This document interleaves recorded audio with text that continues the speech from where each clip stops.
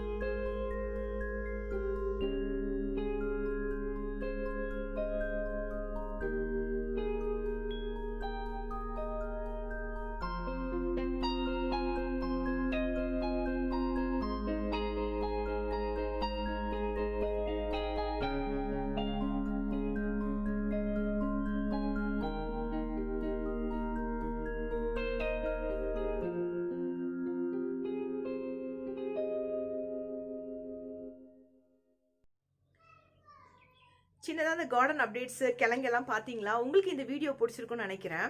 நம்மளோட கார்டனில் வந்து பார்த்தீங்கன்னா நிறைய குட்டி குட்டியாக ஜெவந்தி பூ கலெக்ஷன்ஸ் நிறையா இருக்குது. பச்சை கலர் ஜெவந்தி இப்போ தான் பூத்திருக்கு.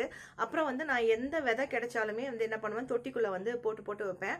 அது மூலியமாக பார்த்தீங்கன்னா நார்த்தங்காய், அப்புறம் எலுமிச்சை, அப்புறம் வந்துட்டு சீத்தாப்பழம் இதெல்லாமே நம்ம தொட்டியில் வந்து நல்லா முளைச்சி வந்திருக்கு. அப்புறம் வந்து நிறைய ஜெவந்தி பூ கலெக்ஷன்ஸ் தான் நம்ம கிட்ட இருக்கு. அப்புறம் கொஞ்சம் வந்து ஜெரோனியான்னு சொல்லக்கூடிய அந்த கலர் கலராக பூக்கும் இல்லையா, அது கொஞ்சம் கலெக்ஷன்ஸ் இருக்கு. வேற ஒன்றும் பெருசாக நம்ம கார்டனில் வந்து இல்லை. கொஞ்சம் புதினா இருக்கு, அப்புறம் வல்லாரக்கீரை இந்த மாதிரி தான் இருக்கு வச்சிருக்கேன். உங்களுக்கு இந்த வீடியோ பிடிச்சிருக்கும்னு நினைக்கிறேன். லைக் பண்ணுங்க, ஷேர் பண்ணுங்க, கமெண்ட் பண்ணுங்க. ஜிஜி தமிழ் கிச்சனை ஃபர்ஸ்ட் டைம் பார்க்குறீங்கன்னா சப்ஸ்கிரைப் பண்ணிக்கோங்க. பக்கத்தில் இருக்க பெல் பட்டனை ப்ரெஸ் பண்ணிக்கோங்க. அப்பதான் நான் போடுற வீடியோஸ் எல்லாம் உங்களுக்கு உடனுக்குடனே வந்து சேரும். ஓகே, பாய்.